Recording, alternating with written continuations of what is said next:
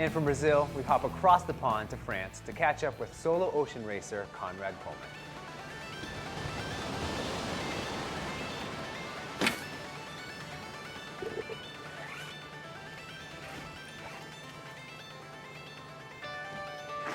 I'm Conrad Colman, a professional ocean racer from New Zealand. I compete internationally in the Route du Rhum and the Global Ocean Race. My parents are guilty for all of this.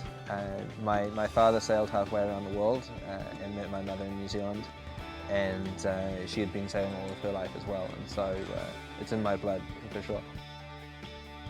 Growing up in New Zealand, we're not short on sailing heroes, and I remember watching the nightly news as a 6-year-old and hearing the exploits of Sir Peter Blake and Grant Dalton sailing around Cape Horn, and it sounded really hard, but I decided that back then that that's what I wanted to do. Being a solo ocean racing sailor requires a variety of skills, and I've worked in a number of areas of the sailing world to acquire these. I started out being a sailmaker, and have been constructing and designing sails for a number of years. And this is the equivalent of being a Formula One driver who also knows how to spin the wrenches and build an engine, because this is where the power comes from on a boat.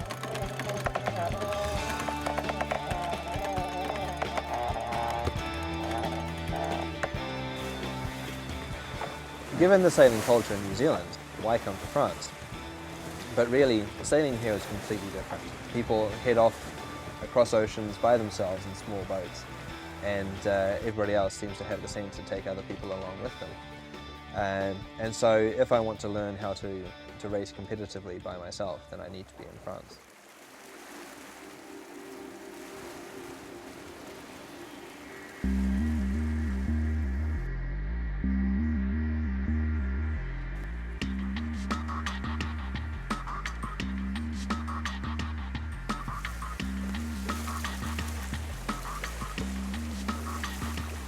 What motivates me when I'm at sea alone is the knowledge that I am completely alone and there's nobody else that's there to help me.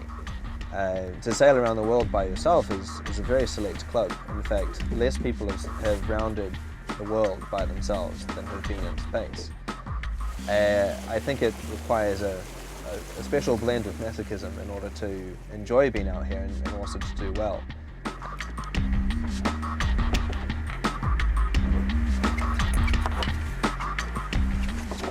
Life at sea while racing by myself is not particularly easy, because I know that all the other competitors have very similar boats and we push in hard.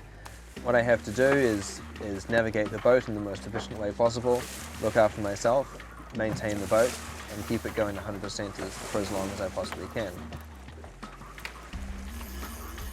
Now my ultimate goal in terms of sailing is a competitive entry in the Vendée Globe, a solo, non-stop, around-the-world race without assistance.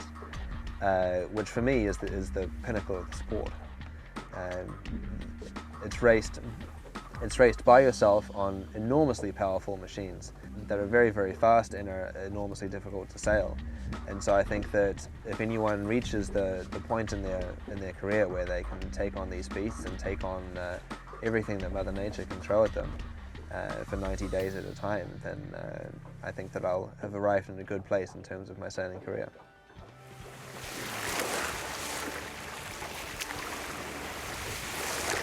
This represents one of the ultimate adventures, in the sense that I'm passing through the wakes of so many legends that I've been reading about for decades, that the idea of leaving from the same port that they did and crossing the same oceans in the same way, pushed by the wind, is enormously exciting.